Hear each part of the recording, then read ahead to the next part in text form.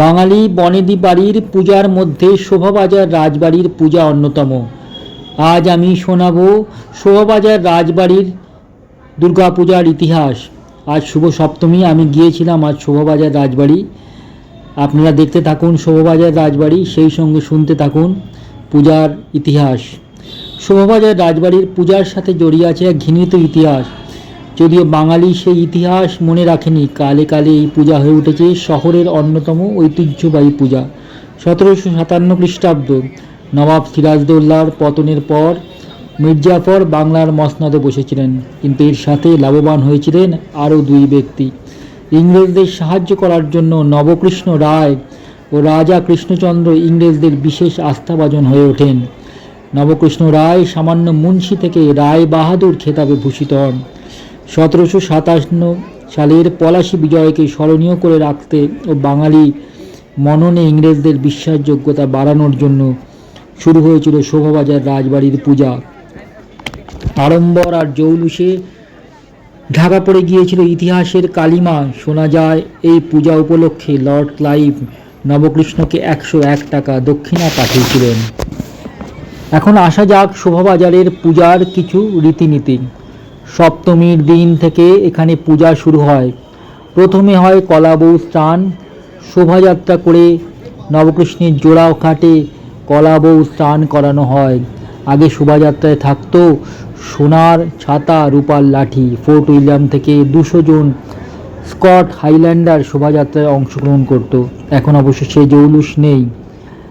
এখানে অষ্টমীর সন্ধ্যায় সন্ধি পূজায় মাকে 108টি সোনার প্রদীপ মালার মতো সাজিয়ে দেওয়া হয়। আগে কামানের ধ্বনিতে সন্ধি পূজার মুহূর্তটিকে স্মরণীয় করে রাখা হতো। এখন অবশ্য বালির ছেলেরা ব্ল্যাঙ্ক ফায়ার করে মুহূর্তটিকে স্মরণীয় করে রাখেন। এখানে আজও পূজায় ময়রা নিয়ে এসে মিষ্টি তৈরির প্রথা আছে। বাঙালি বহু ব্রাহ্মণ এই মিষ্টি তৈরিতে হাত লাগান। মিষ্টির তালিকায় থাকে দরবেশ, মতিচুর, জিভে গজা, সোলার ডালের সিঙ্গারা, জিলিপি, প্যারোটি, লবঙ্গ লতিকা, পূর্ণচন্দ্র পুলি, আরও বিভিন্ন জাতের মিষ্টি। আমি যখন আজ রাজবাড়িতে গিয়েছিলাম তখন দেখলাম এই শোভাবাজার রাজবাড়ির ভোগের প্রসাদ 500 টাকায় পাওয়া যাচ্ছে জনসাধারণের জন্য। সুতরাং যদি ইচ্ছা করলে আপনারাও এই প্রসাদ পেতে পারেন। এই বাড়ির একটি বিশেষ নিয়ম হলো এখানে মহিলারা দশমীর দিন কেউ সিঁদুর খেলায় অংশগ্রহণ করে না। দশমীর দিন কনকাঞ্জলি দিয়ে উমাকে বিদায় জানানো হয়। এখানে দেবীকে কাঁধে করে বিসর্জনের রীতি আছে।